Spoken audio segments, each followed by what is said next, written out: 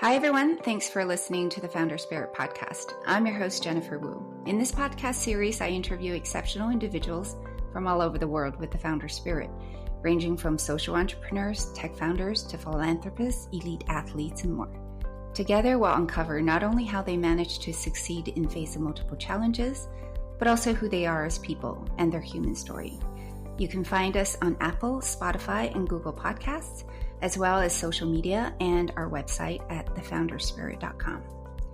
Given today's tough economic environment, many startups are now struggling to survive after having raised record amounts of capital. So joining us today is Lee Sherman, a triathlete, a tech founder, and a startup coach, to talk about his journey of entrepreneurship and coaching startups. Lee is the founder and managing director of Hillspeed Group, a coaching platform for early-stage technology companies. As an elite athlete, he also worked as a coach himself, training professional athletes across triathlon, cycling, swimming, and different football codes.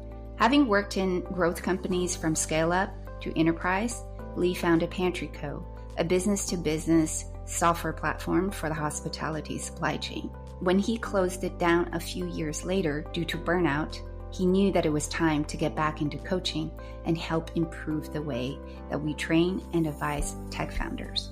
Lee wrote curriculums for coaching and mentoring programs globally, ran masterclasses at Tier 1 accelerators, and has personally worked with thousands of founders around the world. His coaching philosophy is to treat founders like athletes and look at growth through the lens of velocity, risk, and trajectory. At Hillspeed Group, Lee developed a new methodology to help founders build a more efficient path to growth and reach scale up before running out of steam. These days, he is known as Coach Leighroy, training digital athletes and offering tech founders a more supportive, performance-focused environment.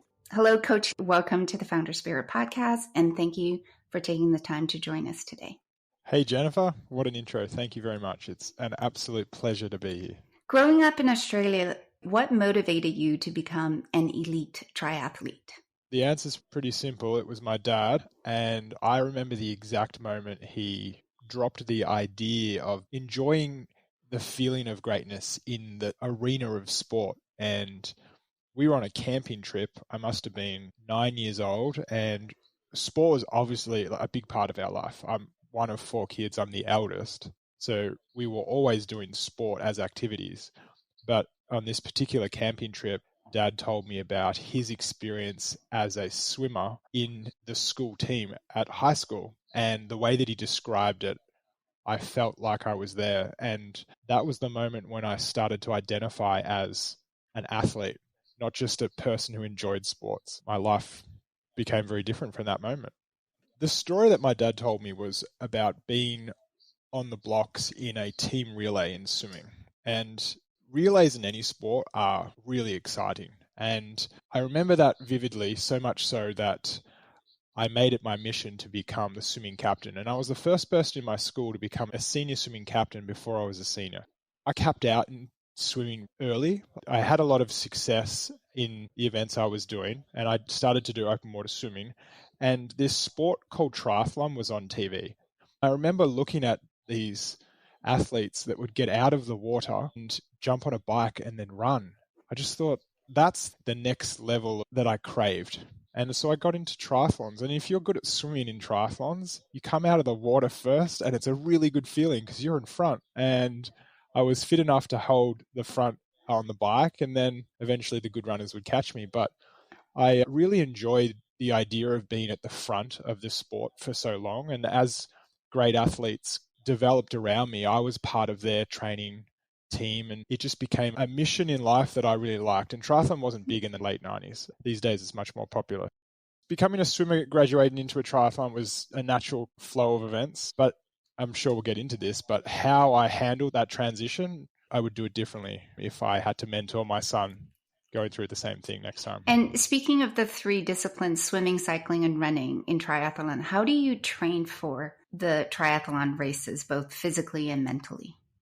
Well, I did it the wrong way. So an elite swimmer's calendar will look something like you wake up at 4 a.m., you're in the pool by 5 a.m., you swim for maybe 2.5 hours, depending on what age you're at. Then you'll go to school, or if you're professional, you just go home and sleep. Then you'll come back in the afternoon and you'll do 2 sessions and you'll be swimming somewhere between 8 and 15 kilometers a day in the pool. And you do that 6 days a week. So I built up to that level of training work. And when I started to get into triathlon, I added essentially cycling and running onto that. Now, I took out a few swim sessions, but that's the wrong way to go about trying to advance into a new sport. You can't add on to what is already a peak performance program. And I didn't realize this was a mistake until I was past burnout. And that's why I became a coach, because many people around me during that time didn't advise me otherwise. Because I was a good swimmer, they just allowed me to continue to be a great swimmer, but to also try and develop as a cyclist and a run. And that kind of workload will kill any 19-year-old. And I didn't realize that I had 5 years to develop into a good runner, because as a young athlete, you want to be the best in the world. But the great athletes, they really make a difference once they get to about 25 and they're on the world stage from 25 to 30. So I didn't have great advisors around me and I handled it the wrong way. And that's ultimately why I became a coach. When you decided to become a coach, you had trained under some of the top scientists and sports administrators. And what did you learn about programming growth? I remember I paid to do a subject at Deakin University, and sports management was one of their pinnacle courses. It was called Coaching Principles. And so here's me. I just represented my state in this particular year. I'd qualified for the world champs in my age group for Australia. I thought I was doing pretty well. And I sit in this room and it's full of like world Australian champions. And that was the moment when I realized, okay, once you get to the top of any sport, there's a whole new level again. The way that I saw the professionals play the professional game was very different to how I thought I played getting to the professional level. And that particular subject taught me how you step into that professional game over a series of years. Growth has to be earned at a foundational level and you have to stack it.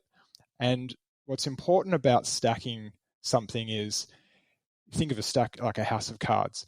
If you get the foundations wrong in one area, it's obviously going to fall once there's too much weight on one part of the stack of cards.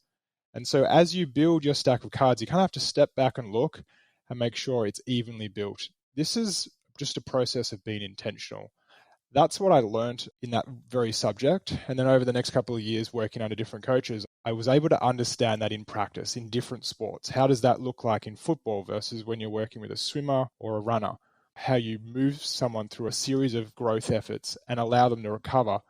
It's really different at the professional level than what it is getting from an enthusiast to the professional. And I just found that so enticing. And for the rest of my life, I was like, I want to play at the top of whatever field I'm in, because it's hard to understand it until you're there. Interesting. And looking back now, what other lessons do you think you took away from peak performance athleticism? Sport is a really great activity because it teaches somebody about commitment. You can interpret what you want commitment to be in any way you want, right? Just showing up every week is commitment. That level of commitment has an impact on people. And this is why sport is such a beautiful thing in many parts of our world, because it creates community. Community requires commitment. So if you can commit, you start to get the benefit of community. And then that reward gives you this reinforcement to commit more, which then you get the benefit of personal growth.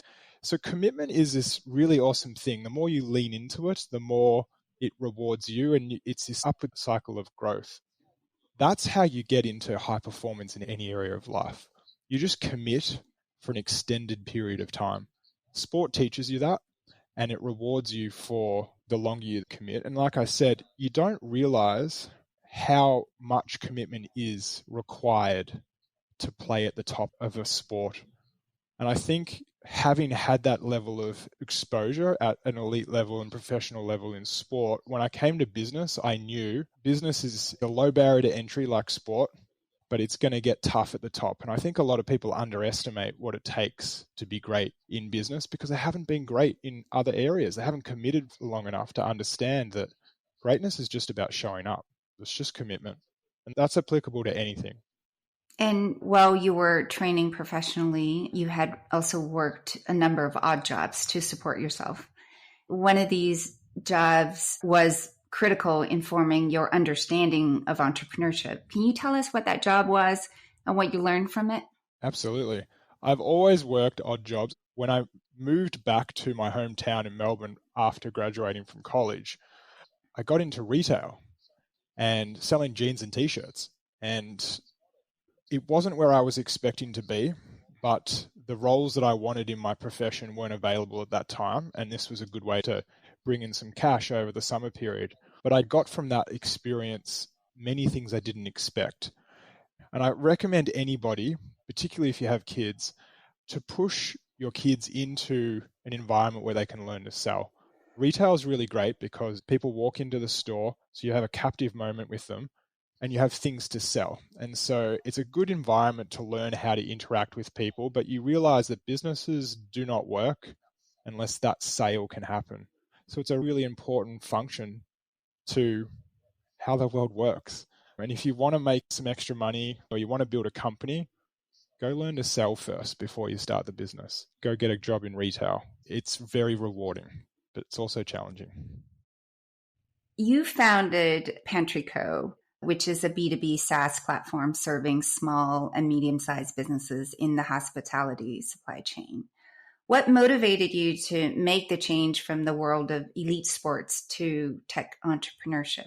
Well, when I was at college, this new service on the internet came about. It was called Facebook. It was 2005. When Facebook came to my campus, it was the first time I realized the potential of digital. The product changed so quickly, and that took me down this road of learning digital marketing at the time. And then I found myself doing hackathons and then learning about startup, and that just blew my mind at the time. But the more I was around it, the more I understood it. I built a couple of projects and I understood what it might take. And one day I was talking to a friend who is in hospitality. He just had a very clear problem to solve. And we kind of joked around that, hey, I could build an app for that. So we did. But the more that I looked at this, the more I realized, oh, there's some interesting dynamics about the business model around this app. And so I just kept thinking about it and playing around with it over 2 years. That's when I met my co-founders and we decided to turn that into a business in 2014. And what was fundraising like for you as a first-time founder? Fundraising for me is pretty easy because what a good fundraising round requires are the things that I do really well.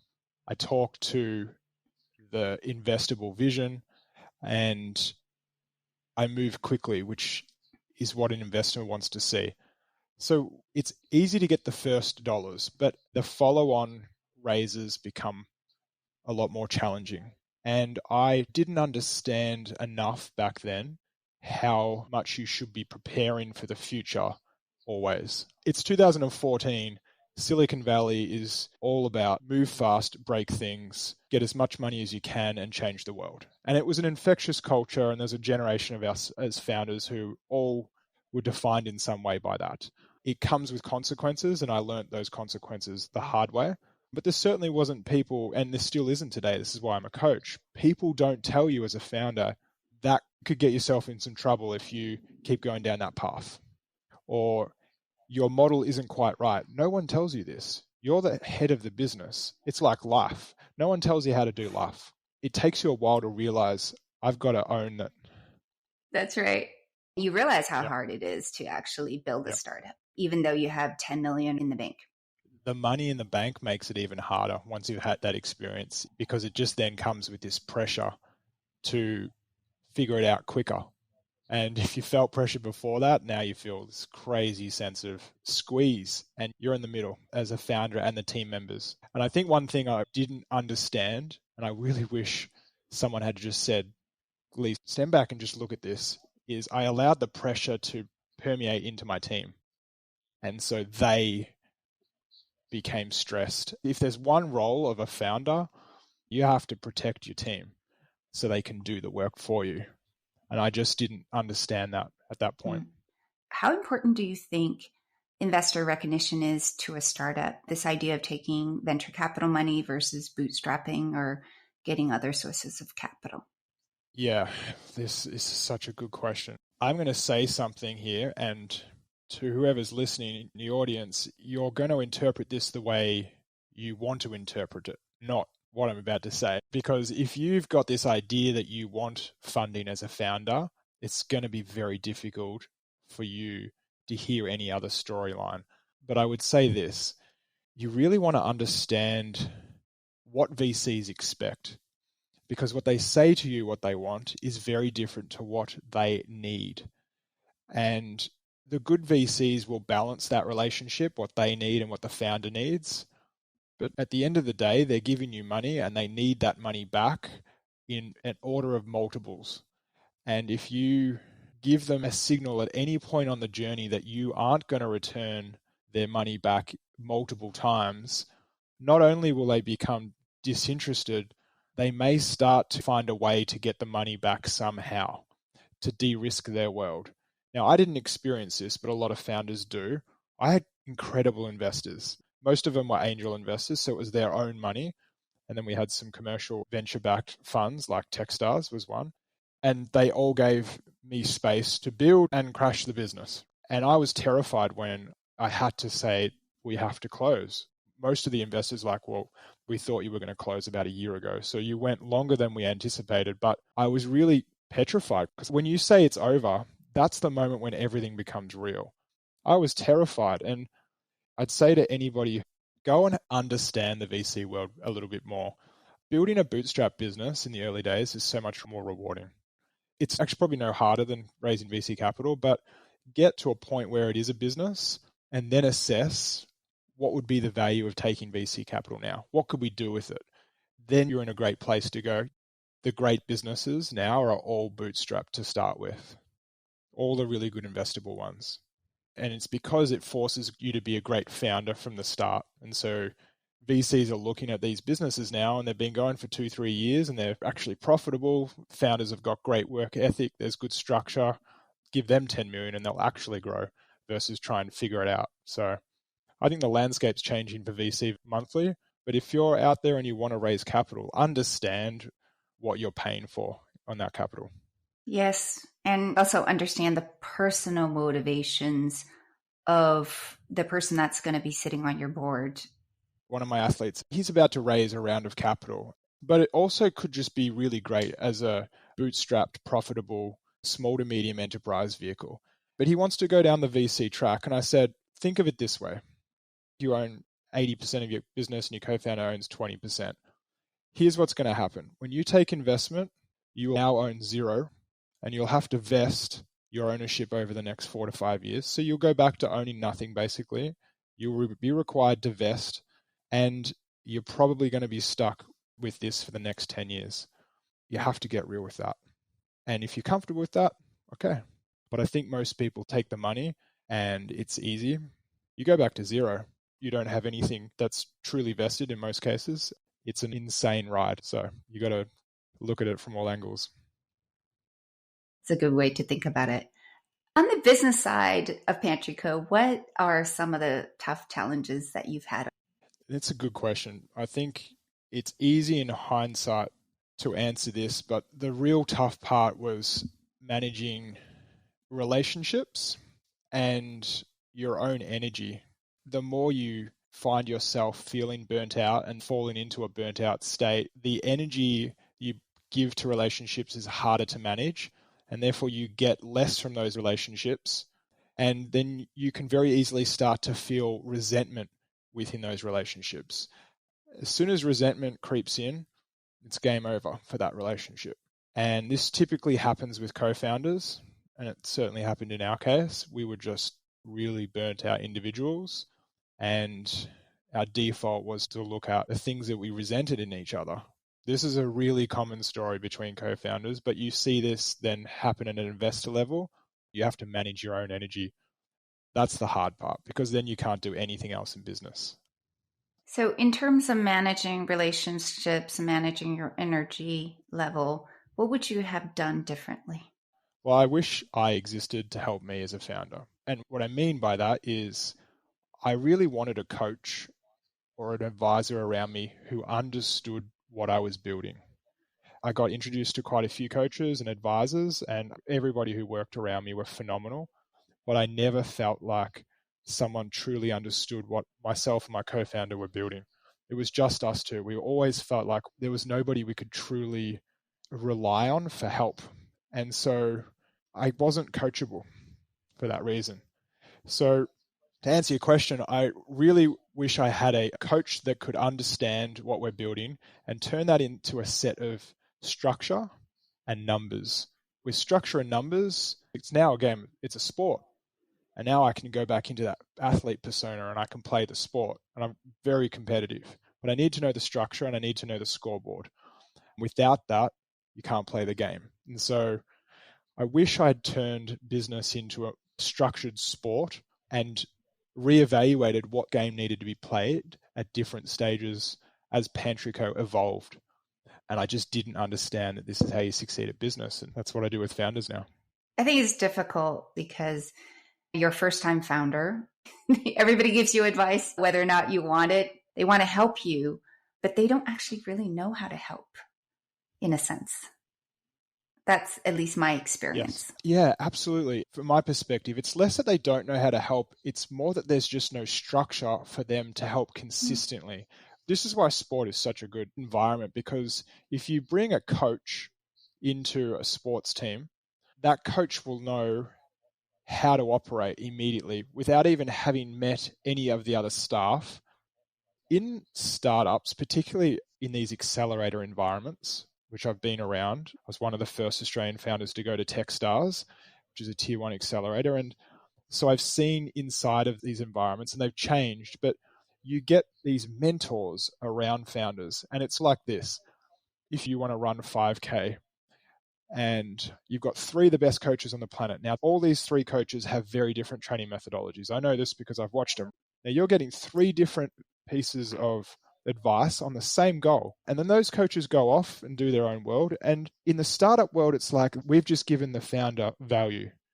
One, you have to decide, which coach do I believe in? And even if you choose a coach, that's just the start part. Now you actually have to go do the training. You have to implement what they said. And the coaching changes based on your implementation. This is really well understood in sport.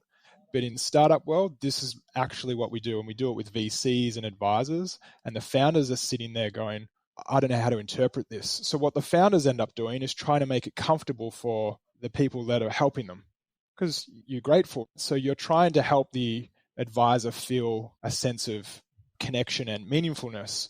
And so you start doing some work together, but is the work the right work? Well, there's no system for founders to look at this. It's actually crazy how we build startups. Let's put a lot of ideas and people and energy in a room and hope a business comes up out of it. That's kind of like how we're still building companies. Hopefully we're not going to be doing that in 5 to 10 years, but that's the state of startups. Especially the first few years when you're building a product and a team, you're bombarded with so many different challenges, whether it's HR or keeping the company afloat by raising enough capital. So it's all just a bit of a chaos. And then there's different people giving you different types of advice. You mentioned that you had participated in Techstars. How valuable do you think accelerators are in general in terms of personal and business development? If you want to raise capital and you are at a stage where you're investment ready, they're great vehicles, particularly if you're a new founder, because the accelerator will write you usually an investment on a note, a safe.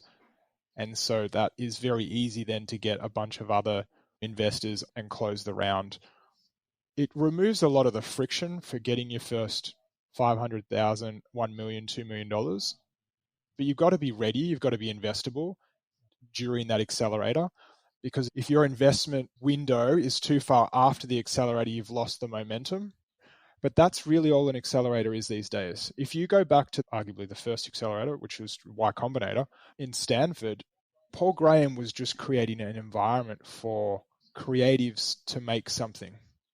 Essentially, if I was to paraphrase what he was doing well, is he took some people who had potential to build, write code, design, talk to people, customers, and he said, I'm going to create a space for you to do this. and I'm going to shield you from the world. I'll give you a little capital, enough to have your ramen and survive, but I'm going to protect you from everybody over here who thinks this is crazy, and you just go build something, and let's see if a company comes out of this. Yeah, some great companies came out of it. And he kept creating a space for founders to launch new ventures. Now, this model has expanded. Techstars was probably the next most obvious model. It's a bit different in how it's run as an accelerator, but essentially it's still, let's give a founder a space to create something. These days, it's less about that, because when I went there in 2016, at that point, accelerators were hitting maturity anyway, and you really had to be in the top 1% of founders in your niche to get in. So it's becoming a recruitment drive. It's like selecting athletes into an academy. That's kind of what an accelerator is now, but if you're not going to learn to be an athlete in these environments. So unfortunately, it's not breeding better and different founders.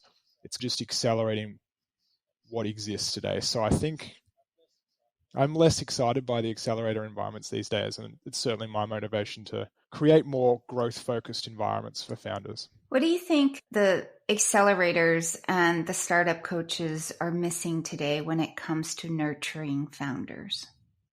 We don't have a consistent system and structure to have a dialogue with founders. That's what I've built by default in my world, so I can talk with my athletes, have a dialogue about growth. So we're aligned, but on a broader ecosystem, not just in accelerators, and we don't have an environment to look at undeniable metrics. I refer to this concept called axiom truth.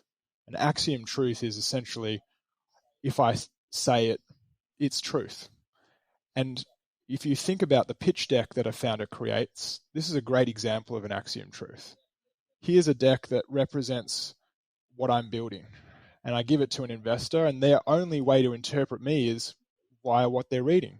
And so to them, that's their understanding the founder through that investment deck. Now, obviously, they'll make their decision up on what is real and what's not real, but they can only judge the founder based on what's in that deck. And the founder's only going to put in the investment deck things that make them look good.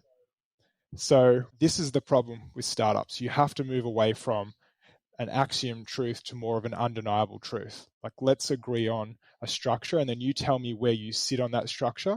And now I've got a measurement or baseline measurement for where you're at. The hard part about this is it's really raw, because when you pinpoint someone's real fitness level, let's call it, on a map, it's often a lot more beneath where they think they're at. And that can feel really emotionally defeating. My role as a coach is to make people feel amazing about that, because now that's real and we can build on what's real versus being deluded about maybe being more advanced than we thought we were.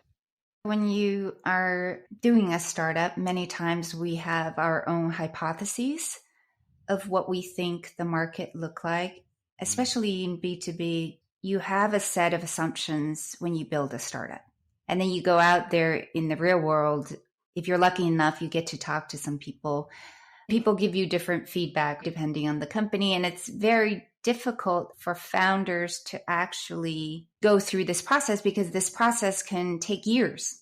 And then also, your first set of 10 buyers who are your early adopters are not necessarily a signal for your sustained market either. So it's always testing out your hypothesis. Who's buying my product when I'm into my second year of the startup? Who's going to buy my product 3 years from now? It's a constant R&D, trial and error, and trying to figure it out. So I feel like the challenge is to sort through the noise to find the signal. It's such a good point. You're reminding me that there is just so many variables in building a startup, isn't there? And our role is to eliminate the variables. Elon Musk has this really, really great quote. I think about it daily because it keeps me focused. And I say it to every person I work with. He says, look, we build rockets. And when we build the rockets, we don't think we're right. We know we're wrong. It's just a question, to what degree are we wrong? And every time we move forward, we're trying to be less wrong. That's the game. And to your point, there's so many questions. We might understand something today, but then in 6 months' time, it's going to change. So long as you're playing the game of looking at how do we be less wrong the more we grow, that forces us to build on what we know. When I see a lot of founders grow and you see them 2-3 years later and they haven't leveraged what they knew. They're just constantly chasing versus building on what things they did prove out or they didn't prove out. But there's no foundational strength. And yeah, it's a very, very complex game. You're right. It's ridiculous. You should never start a startup unless you're crazy.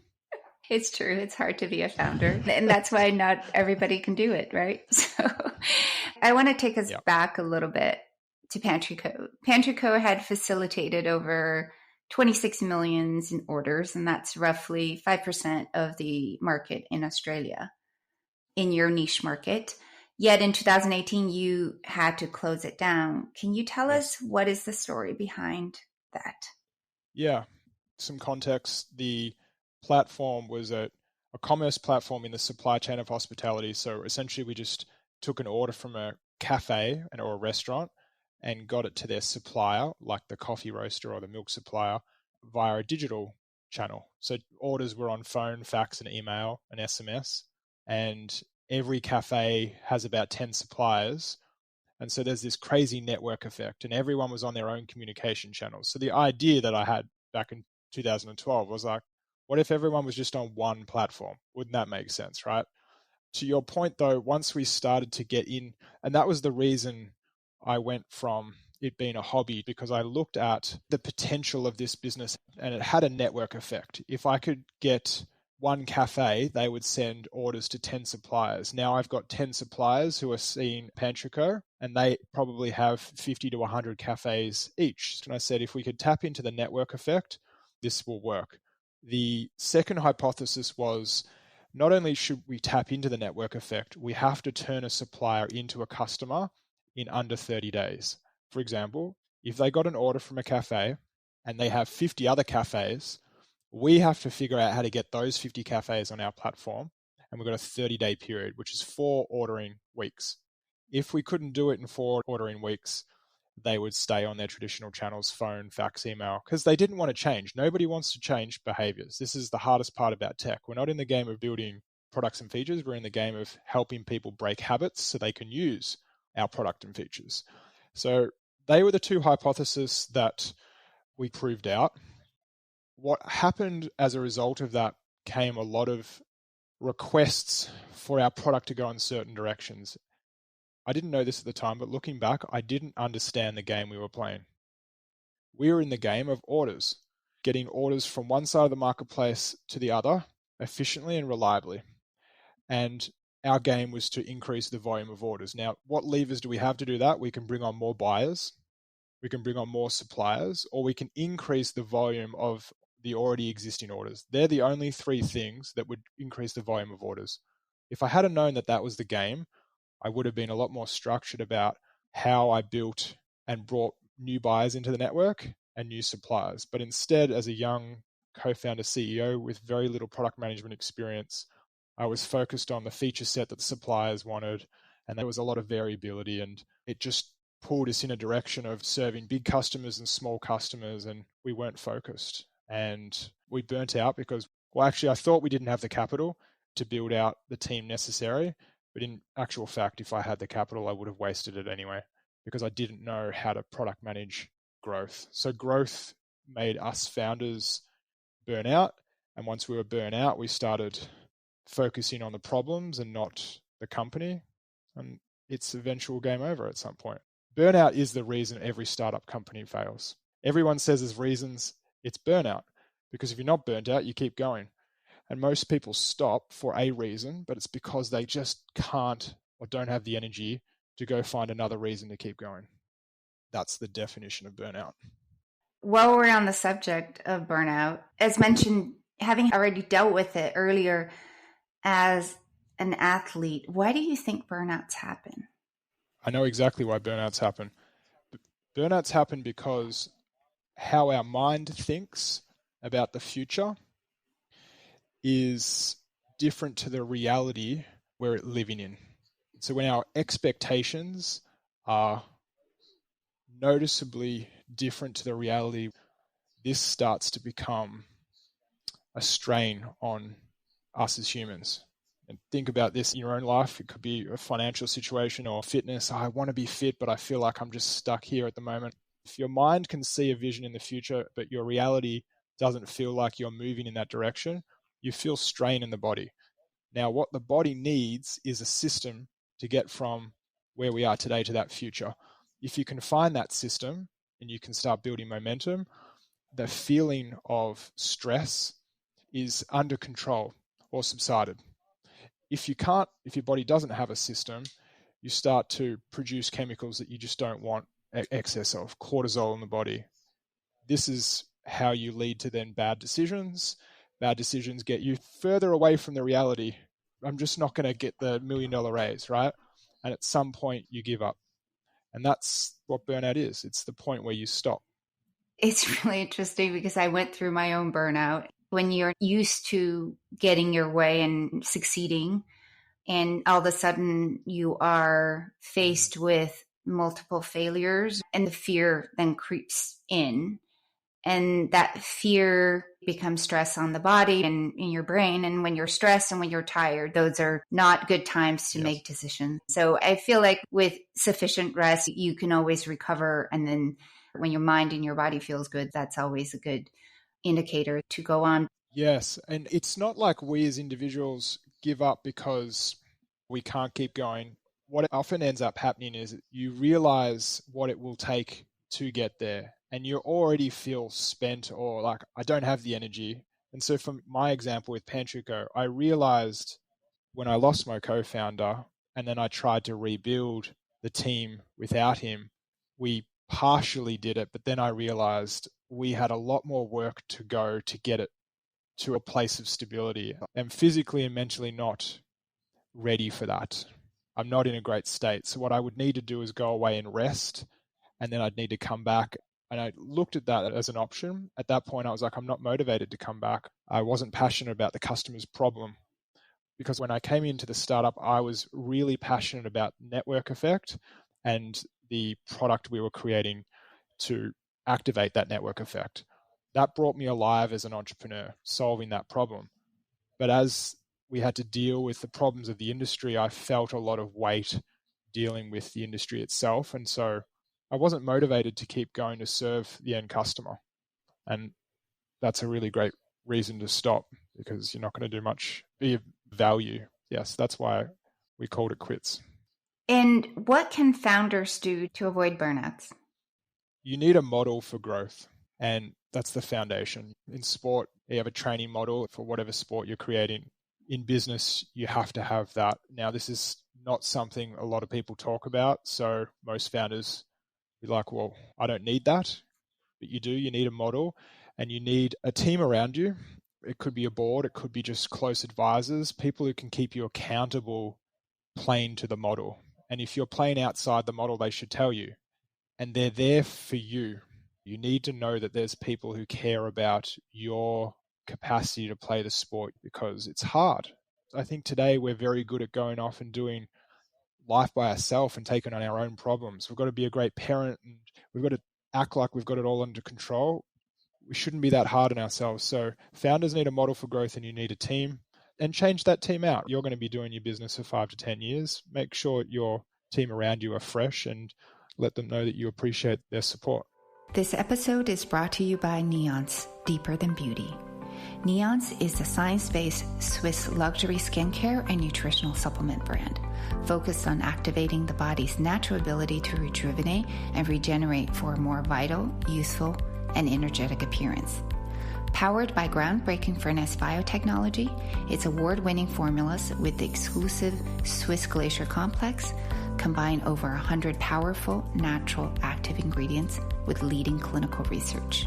One of my favorite products from Neonce is the Collagen Hyaluron Beauty Booster, which is a nutritional supplement that I've been taking for the last 3 years. As its name suggests, it contains high concentrations of marine collagen and hyaluronic acid, as well as multiple essential vitamins and minerals. It comes in a powdery mix, and I drink a sachet of it every morning with water. And for me, this is the super easy beauty ritual that helps to boost not only my skin and hair, but also my bones, nails, and joints. It's 100% made in Switzerland, free from gluten, lactose, and sugar. So I hope you'll give it a try. You can find Neonce online at neonce.com. That is NIANCE.com. As listeners of my podcast, you can benefit from 15% discount by using the promo code TheFounderSpirit15 on neonce.com. Again, that is NIANCE.com. Lee, speaking of that model, you came up with the company model at Hillspeed Group, which is the structure that you've developed in terms of helping startups to grow. Can you tell us what it is and how you came up with it? Yeah, absolutely. So I'm going to run you through a visual, and the visual will help you understand how the model came about. So growth is movement, and there are lots of things that move, so we have to decide what's important. Now, the thing that moves in a business that's important is the customer. It's the market. How a customer finds you and then makes a decision to purchase from you and then hang around and continue as a repeat customer. Think of that journey as a timeline for that individual. So a really great exercise that anybody can do. You can do this whether you're in a job for a company or you're a founder of a company. You get a piece of paper and you put yourself in the shoes of the customer who's around the business you're in, and you write out their name. So you adopt that persona.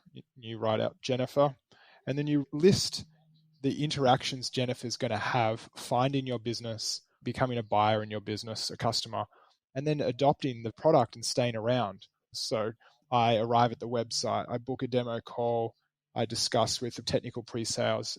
And these are just not an exhaustive list, but a list that the next customer might take. Now think about that journey, and we chalk that up into a start, a middle, and an end. And this is what we call the growth engine. And now our goal is to get more Jennifers to the start of this growth engine and through this to the end. And once a Jennifer's at the end of this growth engine, we want to keep her. And that's the game we're playing in the world of tech startups. Find Jennifers, bring them into our world, and then don't let go of them. Don't let them churn, and stack more Jennifers on top. And over time, we get this compounding effect. So this is the market. That's the game. There are only 3 things now that us as the founder or the business have to manipulate that game.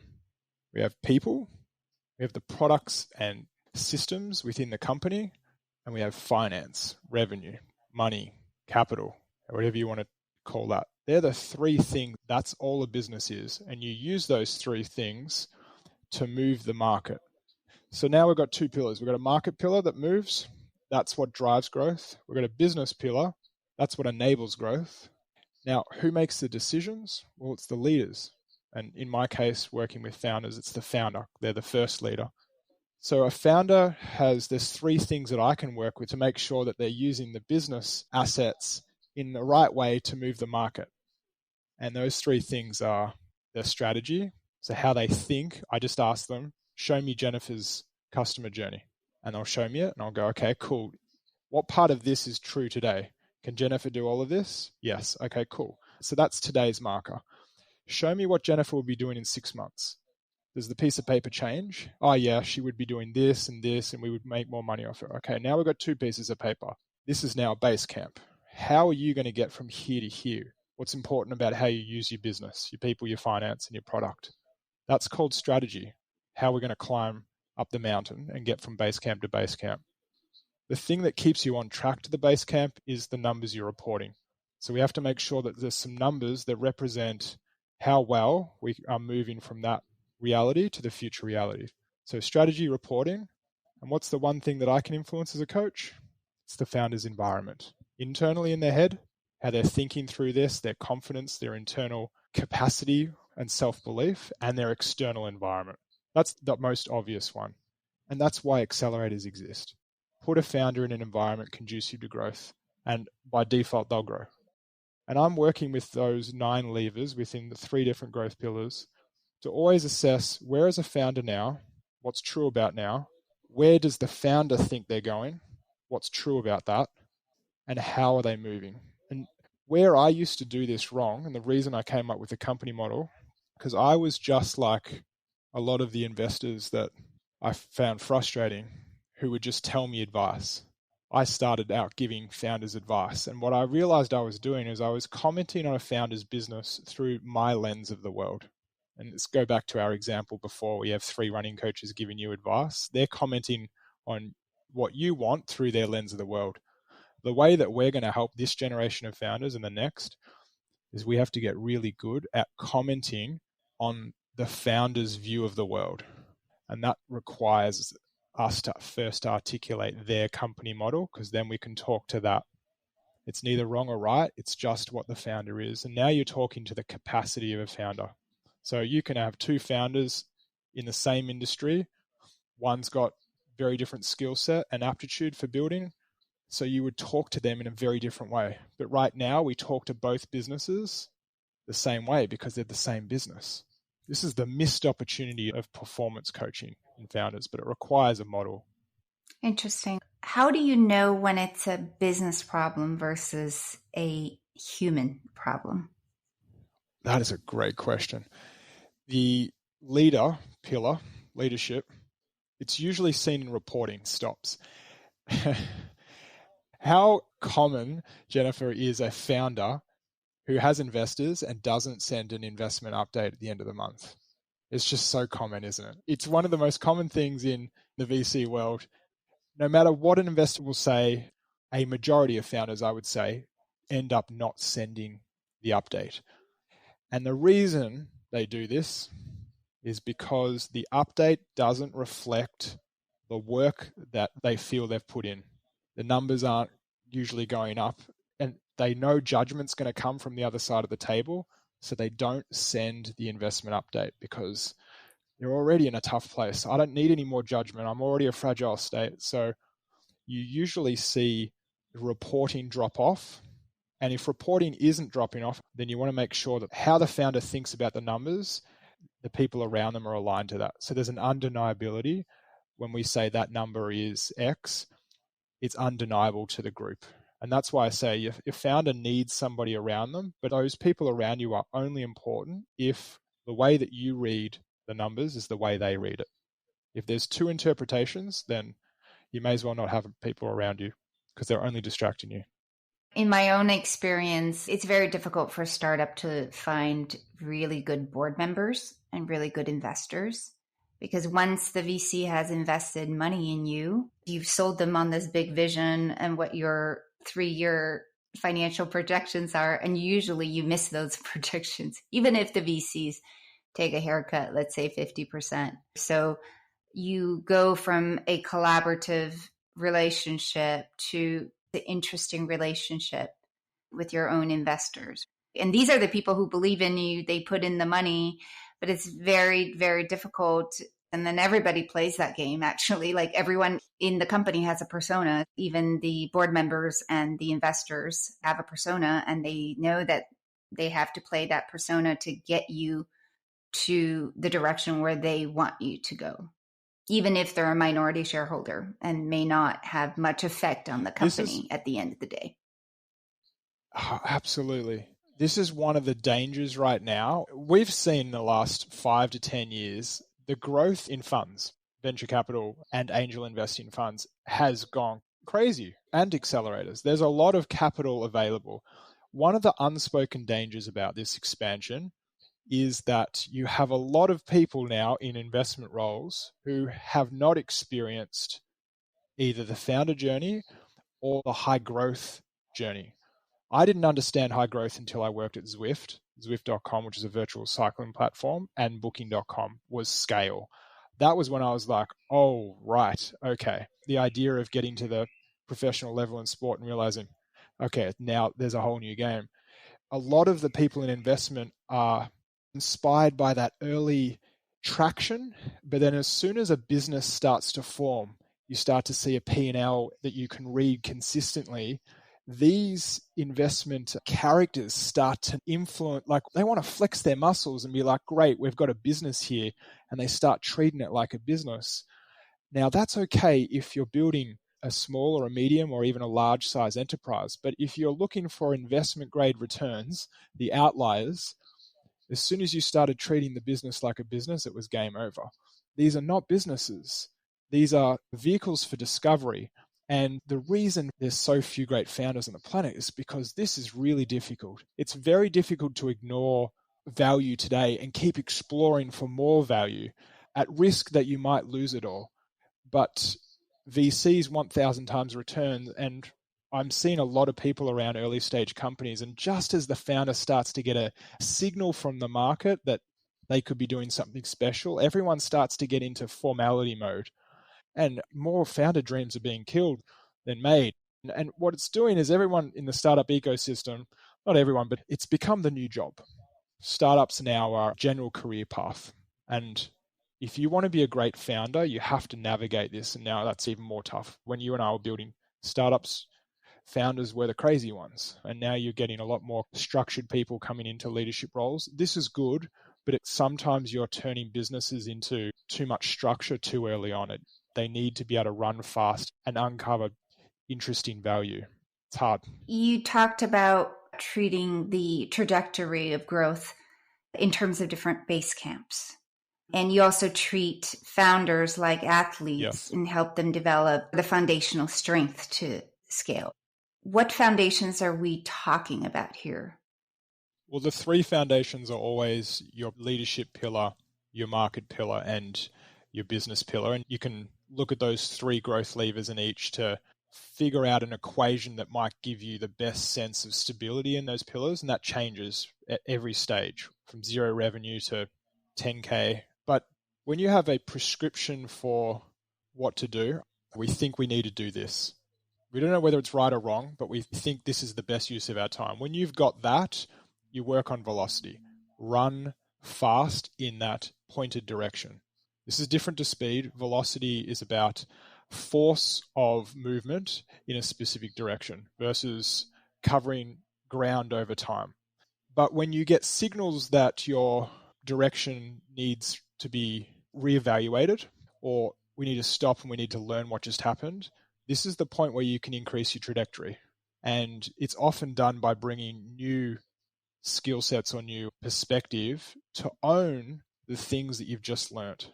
So if you can move quickly in a direction and then have people own the foundational learnings, you get these beautiful trajectory uplifts and then an extreme force forward as a unit, as a company, and then this uplift. So you've got velocity and trajectory and you're playing this. The real game you're playing, when do we move from moving fast to learning, is a game of resilience. You're always trying to figure out how resilient do we need to be today so that we're light enough to move quick, but we're not frail enough to be crushed.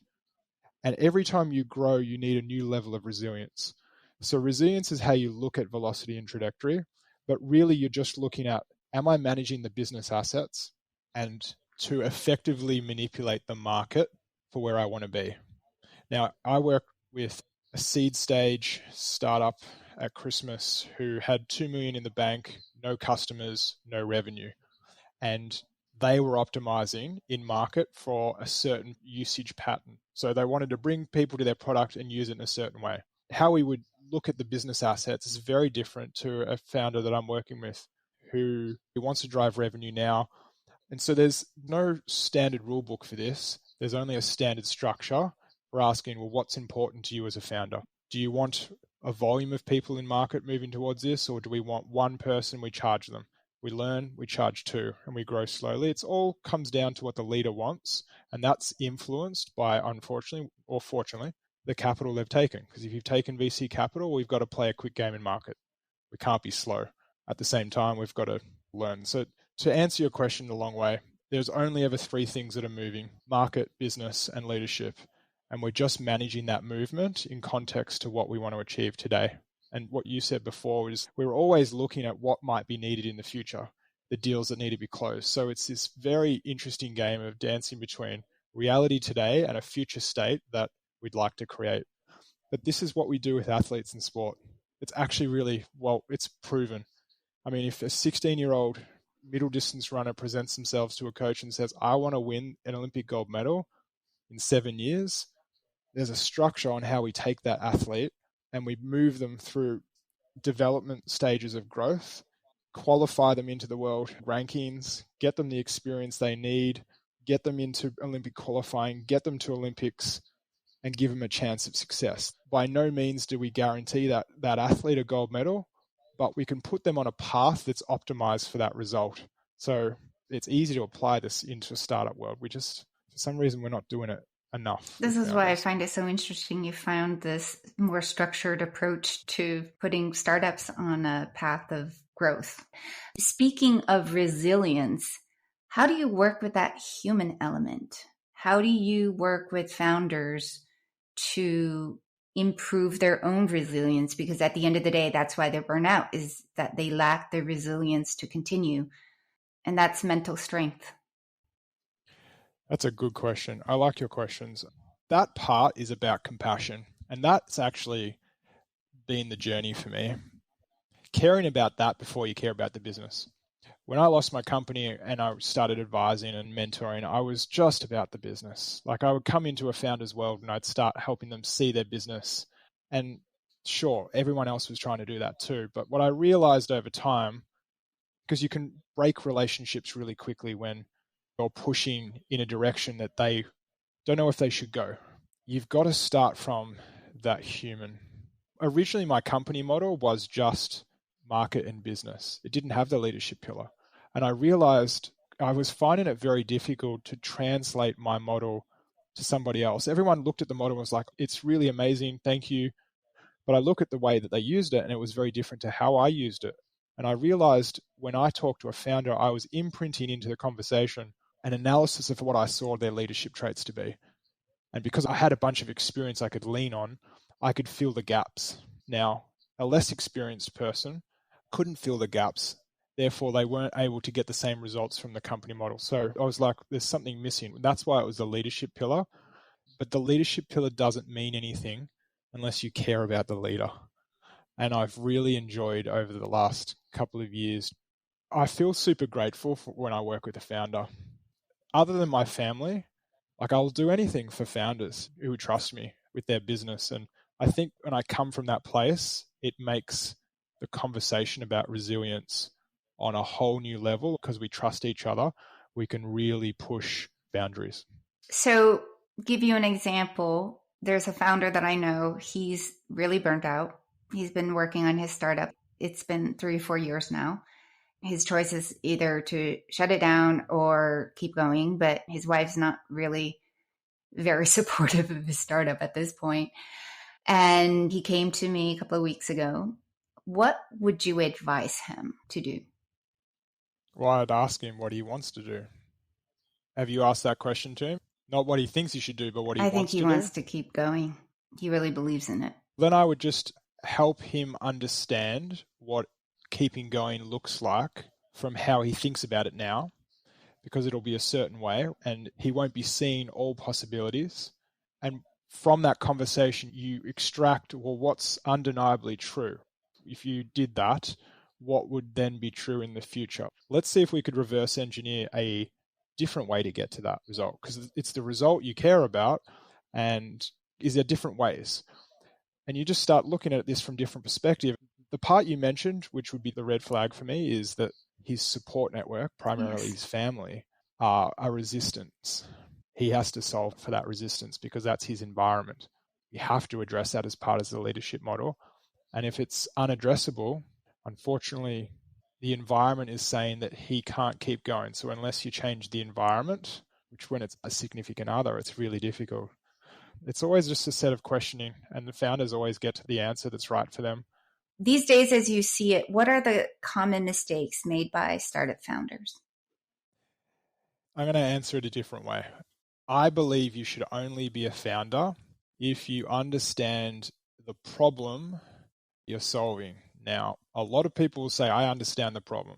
All right, I'm not talking about the surface level problem that your product addresses. I'm talking about why that problem exists. The way I phrase it is, you need to know the problem beneath the problem. Why is the industry that you're serving stuck there? Why does it happen that way? Do you know the history of this? Have you been inside this industry for long enough to see why it's stuck, and therefore your solution will be considerate of that? If you don't understand the problem beneath the problem, what you'll end up doing is first understanding that before you end up truly landing on something great. Sure, you might have luck and build something and get your first even $1 million in revenue, but you'll really stall between 1 and 3 million if you don't understand the macro events. I'd say just don't be a founder unless that is true. And if it is true, you'll usually get pulled into being a founder. It will be a calling. You won't be able to stop thinking about the problem. And then one day you'll be like, I've just got to do this. That is a really great entry point into being a founder. Having said that, go and start a startup or a project. Sure, if you're passionate about it. Absolutely. These things teach you a lot, but treat it as a learning project rather than a big business. Because I think a lot of founders still think that you can come up with an idea and then build the solution and that'll be a great company. I just very rarely see that play out in history. And what do you wish to shake out of every founder in the first 5 minutes of coaching? The truth, the undeniable truth of their position. What I've learned over the years is that they have to shake me out too. We have to both get extremely vulnerable around their world, and I have to know that I got their back, because I'm not judging them based on where they're at. I'm judging them on how quickly we can get to an honest, undeniable truth of where they're at. And if they let me in and see that, I have to step it up now, and I have to show them. Now I have to figure out what intelligent things could I say that would actually help this founder. Not just give them ideas like, hey, you should do this, but what do they want in terms of moving forward? So I have to shake out the undeniable truth. And with that, I've got to be a reliable person to them. I've got to show up to another meeting. If anybody is listening to this, this is the one thing that we can all improve the startup ecosystem. If we all just do this, we will uplift the ecosystem together. And it is a follow-up meeting. If you have one meeting with a founder, you must have a follow-up, because they can only implement what you say between the dots. So the interactions are the dots. Go let them do the line between the dots, follow up with them. It doesn't even matter what you say in that follow-up meeting, but you'll be a person in their world that they feel they can trust, and that will bring them alive like nothing else. And how do you differentiate what you do with startups vis-a-vis other startup mentors or advisors? That's a good question. Well, at the end of the day, I'm just another human passionate about this space. That's what I do love about the startup ecosystem, is there's a lot of passion, and the more people that come in, the more perspective and diversity. But there definitely is a place now for a structured role, and that's how I'm different to most people. There are a lot of other people like me. They're not easy to find, and when I meet them, I feel they're very different, and we are different in that we can bring structure to the table that would benefit everybody else. It brings out the other advisors' core skills at the right time in the right way. It brings out the founder's desire and commitment in the right moments in the right way. I'm a good person to have in the room, or a person like me who can work at the fundamentals. That's how I differentiate myself, but I'm by no means the only person doing this. And tell us some of your success stories at Hillspeed. Well, I haven't yet had a founder that isn't happy. And sometimes the engagements with founders are short, sometimes they're long. I used to think that it was all about playing the long game with them. What I've realized is, different to sport, when you find a 16-year-old athlete and they want to go to the Olympics, well, you want to be with them for 7 years, right? And a lot of great coaches in sport are with athletes for an extended period of time, because you can build on that. I think one thing that I've come to terms with as I learn more about this coaching space is that is not going to be true in startups ever. Investors stay around, but I think it's actually healthy for advisors and coaches to sub in and out at certain stages. It helps the founder stay fresh. And so I'm learning this. And I think one of my successes is learning that. I mean, we're building some technology now to take this to a whole new level, so we can replicate my coaching style without me being there. And founders can control growth with a performance dashboard, exactly like an athlete would when their data downloads from their wearables. There's a lot of small wins we've had, but I'm doing this for the rest of my life. So I feel like we're just getting started at Hillspeed Group. That's great. So you have your own scaling challenges and you can build another software company around that. How do you think you have evolved over the years personally? I think I got sucked into the Silicon Valley way of building businesses, and I still love a lot of the elements of that. The disruptive nature of bringing ideas into the world and making them commercial. But I think one thing that's always been inside me, which I didn't acknowledge enough when I was a founder, was I like caring for people. I want people to be better off. I like business as a vehicle to help people. But when I found myself in the founder role, I looked at the market as opportunity, not as people. And that wore me down.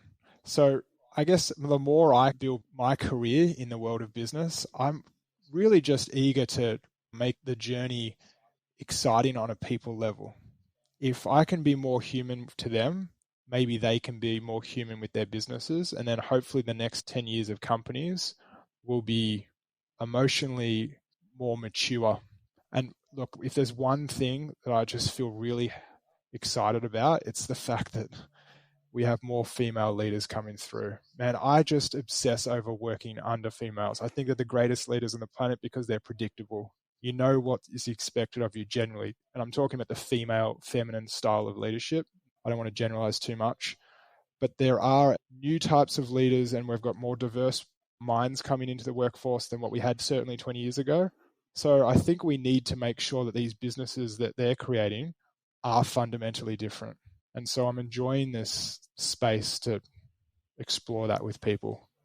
As this tall, privileged white guy, sometimes I feel like I shouldn't be here, but at the end of the day, well, I've been given the chance to do that. So I'll support as many people who need support because I've got the tools and resources to do that. And to those struggling entrepreneurs out there who may be listening, what is your best advice to them? Don't give up. Just keep going.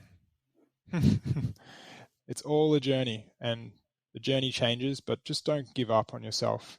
You will look back in 5 years and think whatever problem that you've got now, it will really feel insignificant. And I don't know how you feel, Jennifer, but I feel the most satisfaction looking back in my life at the things that were hard, not just in business. So yeah, startups are rewarding than that. You do feel like you've lived a good life or you've given your all. So don't give up. Absolutely. Now I look at all the stress that I put myself under 5 years ago.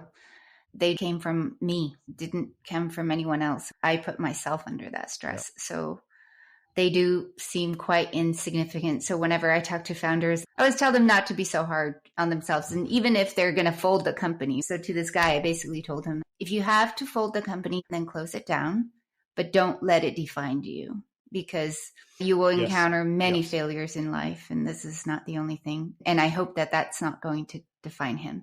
What do you hope to accomplish in the next 10 years? To make a difference in the way we coach people in business. And what I mean by that is I don't want it to be about me. I want to create a set of frameworks and tools that can help others be their version of a coach. And I'm hoping other people will do that too. So I want coaching to become more valuable in business like it is in sport. That's what I'm committed to. And who's your favorite coach? My wife. My wife is my favorite coach. She's the one that made me realize that the next generation of coaches aren't people who are defined by coaches. And if we can unlock these people, the people who believe in the people around them and have skill sets to just keep them moving forward, holy shit, business is going to be incredible. Another favorite coach, my coach, Benjamin J. Harvey, I think is one of the most phenomenal humans on the planet. Not only does he know coaching across all different disciplines, his story is nuts. So yeah, I tend to hang around him a lot because it makes me a better coach. I think that a coach creates a space for the athlete to be their best self. Now, the parts of sport where I get really excited is if you go to like the little league on a Saturday, you go to the local park and you see all the kids, those coaches are phenomenal. because they're creating a space for those kids to just be their best self. And it is no different at the professional level and at the junior level as a coach. It's always about creating space for the individual. It's about creating that space for the individual to flourish, to be the best version of themselves. Absolutely. Tell us what your favorite books are over the years. Books are a funny tool in life. They're definitely where you find out parts of the world that you didn't understand. And so they're your gateway to just developing as a human. But they're important or influential in your life at different times. So there's two defining books for me. The first one was Think and Grow Rich, which is just a classic personal development book by Napoleon Hill. I read that at a right time when I was working in retail, and that helped me envision the world of business like I did as an athlete. You've got to be able to see the play as an athlete and see the game that you want to create. That book allowed me to just go, wow, that principle applies in business too. Then when I crashed my company 10 years later, I had been given a book a couple of years earlier by Jocko Willink called Extreme Ownership. And it sat on my bedside table. And basically the day that I announced my company, it was over, I picked up that book and it helped me handle the stress as a founder, because I really just wanted to blame the world. I wanted to blame everything. I just couldn't believe that I failed. And that book helped me take extreme ownership for keeping going as a leader, not letting the startup define me. I really like those two books, but they would only be meaningful to somebody else if they're at the right time. And where can people find you and Hillspeed Group online? Yeah, just go to hillspeed.com or just follow me on Instagram or Twitter. I'm Coach_Leighroy, and don't be afraid to reach out and say hi. I'm a human. I love to connect with people. And if you're a founder and you are building something and that thing's important to you, and I would love to chat to you about coaching. Last but not least, what does the founder spirit mean to you? It means commitment. Seeing it through. We're now coming to the end of our interview, and as you know, we end every episode with a quote. And for this episode, we have a quote from Phil Jackson, a former professional basketball player and coach of the Chicago Bulls. You can't force your will on people. If you want them to act differently, you need to inspire them to change themselves. Coach Leighroy, I want to thank you very much for being very open about your journey and sharing with us your mission to create more resilient founders and more sustainable companies in the long run. Thank you so much. Thanks, Jennifer. You can find us on Apple, Spotify, and Google Podcasts, as well as our website at thefounderspirit.com.